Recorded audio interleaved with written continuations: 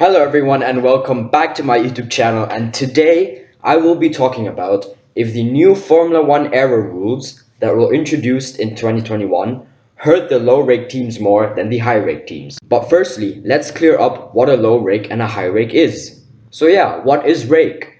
The term rake is used to describe the nose down attitude of the car, signaled by the yellow part in the drawing.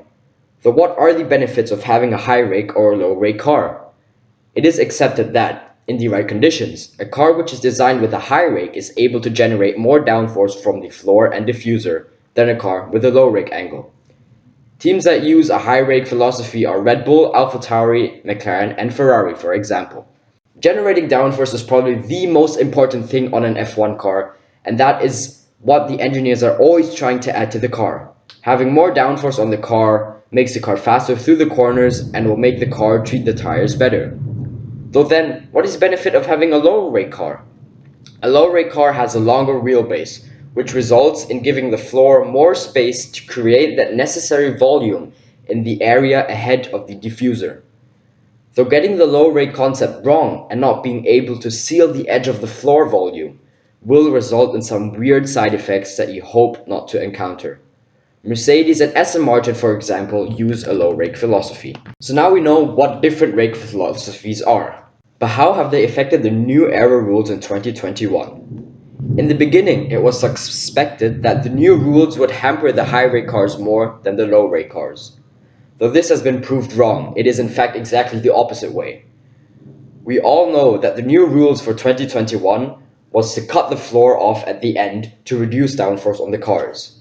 Previously, the F1 teams had slots in the floors, which seemed to have worked better with the low rake cars. These slots have been banned obviously for this year, with the cut-off in the floor. This made the diffuser work more efficiently, and we know that cars with a high rake philosophy can generate more downforce from the diffuser. So this has benefited the high rake teams such as Red Bull, AlphaTauri, McLaren, and Ferrari. That was one of the big reasons that Mercedes fell back behind Red Bull and Aston Martin behind McLaren by a huge mile. And McLaren obviously have come up with a new diffuser which should give them even more downforce, and if you haven't seen my video about that yet, just click the icon button on the top right. The low rake teams will have much a harder time trying to claw that lost downforce back onto their car. But I can see people thinking, why don't Mercedes and Aston Martin just change to a high rake concept then? Well, the technical side of Formula 1 is very complicated and not that simple. Of course, Mercedes and Aston Martin do run the rear of their car slightly higher than usual, though not to the extremities to Red Bull.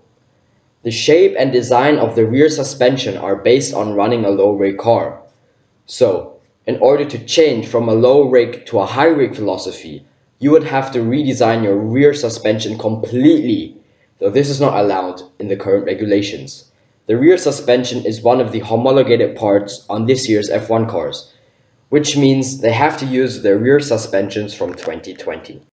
Otmar Szafnauer, team principal and CEO of the Aston Martin Formula 1 team, has suggested that the low rake teams have lost up to 1 second per lap with these new regulations. And he is not only saying that because he wants to maybe hide a bad job from Aston Martin. No, there is pure evidence to support his statement. In Bahrain last year, Aston Martin, back then still Racing Point, were fighting for a podium in normal racing conditions. In fact, they were going to finish in P3, though a late engine issue prevented that. But only 4 months later, the Aston Martin team are nowhere near that kind of performance. Plus, if you compare the qualifying times from this year to the ones from last year, you can clearly see that the low rake teams in Mercedes and Aston Martin have lost a huge amount of time to the high rake teams. And that is not due to a bad job by the teams. Mercedes are reigning 7 times world champions. They would not have forgotten how to design a championship-winning car. So all in all, in the end, we can definitely say that the new aero rules for 2021 have impacted the low rake teams more than the high rake teams. So that would be it for today's video. Please let me know in the comments what you think, and thank you very much for watching. See you next time. Goodbye.